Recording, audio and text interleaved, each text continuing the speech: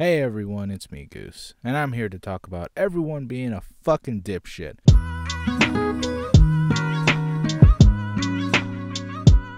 So I've been going around Twitter lately to see what everyone's been thinking about E3 as a whole, and boy howdy, you would not believe how many people I've seen stating this game and that game or this game over here saved E3, as if E3 needed saving. I get that it might be a joke, but fuck, I don't think E3 needed saving. I think everyone had a very strong presentation this year, and while I was very harsh on Nintendo's presentation, I still understand that they're just a company that wants to work on their own shit without having to save it for E3. I think they really take advantage of their directs whenever they can. I mean, think about it. The concept of saving all your info, hiding all the games you've worked on and wanted to announce to the public just for one day, which is the same day everyone else will be showing their games, is kinda silly. Nintendo knows this and decides, fuck it, we'll just announce it now to save our asses from leakers. In doing so, Nintendo will always have a step up against the competition, so maybe E3 is just outdated then.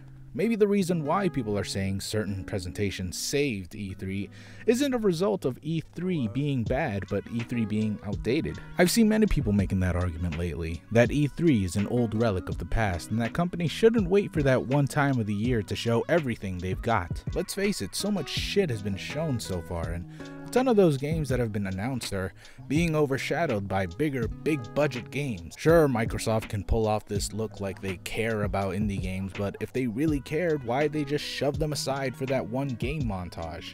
I mean, look at all of these unique looking games that are just sort of slapped into the montage they compiled this year. Clearly they're playing favorites with games like Anthem or Sea of Thieves, both being games that got around an 8-minute presentation. And even for the big indie games that were actually presented as one of the Xbox exclusives, they were just shown obviously to show that Xbox has some sort of style or that they care about indie darlings.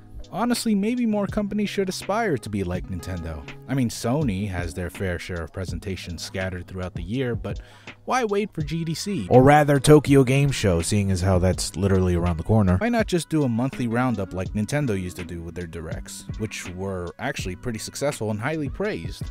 Unfortunately, due to Iwata's passing, they seldom ever do directs anymore. Only for their upcoming games do they ever take the time to do a direct, and even then they seem kinda pointless.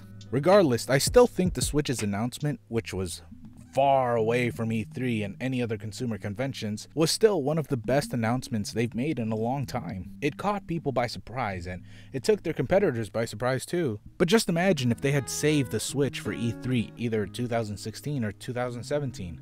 Let's face it, by 2016, I'm sure the Switch was nowhere near presentable, so they would have made a fools out of themselves presenting their product. Then we would have seen 6 months worth of articles stating how doomed Nintendo is, and we'd have seen YouTube speculation videos on how the Switch is dumb as fuck and can never work out. And fuck it, we'd have even more time, because then if the Switch still had that release date of March whatever, then we'd have waited 9 fucking months. Nintendo would have been scrambling to make the Switch look good.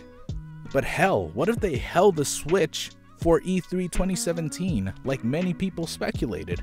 Because of course they would.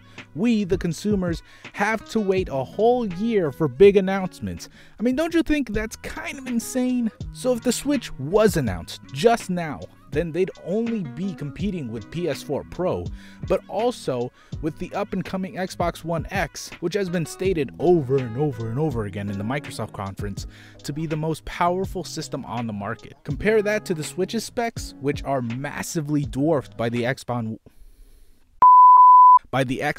Compare that to the Switch's specs, which are massively dwarfed by the Xbox One X's stupid fucking names and spec. Of course it would have seemed unattractive. So of course Nintendo would have made themselves look foolish. Knowing this, they had to have done it before E3, and that's what they did, and the fact that we think that's some sort of revolutionary idea is fucking bonkers. But man, I've strayed far from the original topic. Who or what saved E3? Well, then again, I guess that ties into what I'm saying. I suppose the only savior of E3 wouldn't be in the form of a big game announcement, but rather in the form of an entire presentation dedicated to holding a mirror in front of everyone and constantly yelling, "Look how dumb you all are. This whole thing is kinda dumb."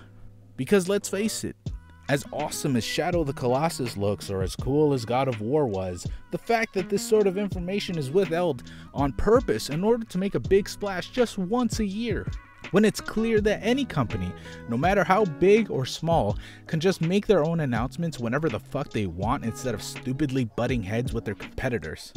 Honestly, there was one thing that I guess in some sense saved E3. That was by simply demolishing it into what it really was, just a big corporate shill. And that savior was not in the form of a game trailer, but rather an entire press conference.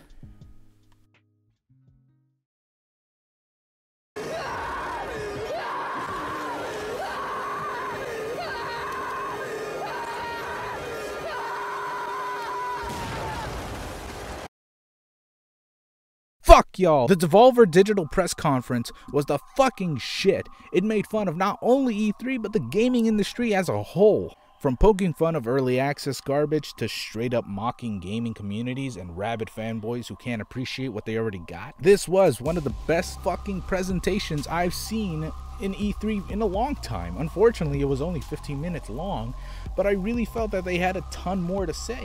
I'm sure if they could have cheesed in at least 10 more minutes, Devolver's presentations would have hit a lot harder, but fuck it, honestly, it was the most unique thing I've seen in E3 in fucking forever. Nobody has ever done something as trolly as that. Nobody. Cue someone in the comments pointing out that one other thing that happened before. Regardless of that, I'm glad Devolver did what they did. It was something I think E3 needed. Unfortunately, it was not going to make a big of a splash as it should have. What with literally nobody covering the damn presentation, other than YouTubers just making reaction videos, and even then we got some low-tier YouTubers even bothering to make a reaction video for Devolver, because who would have expected it, really? Hell, I didn't even watch it live, just because I didn't think someone like them were going to make that kind of presentation. Had I known, boy, I would have covered that whole shit in a heartbeat. However, small audience aside, I still very much appreciate what these guys have done.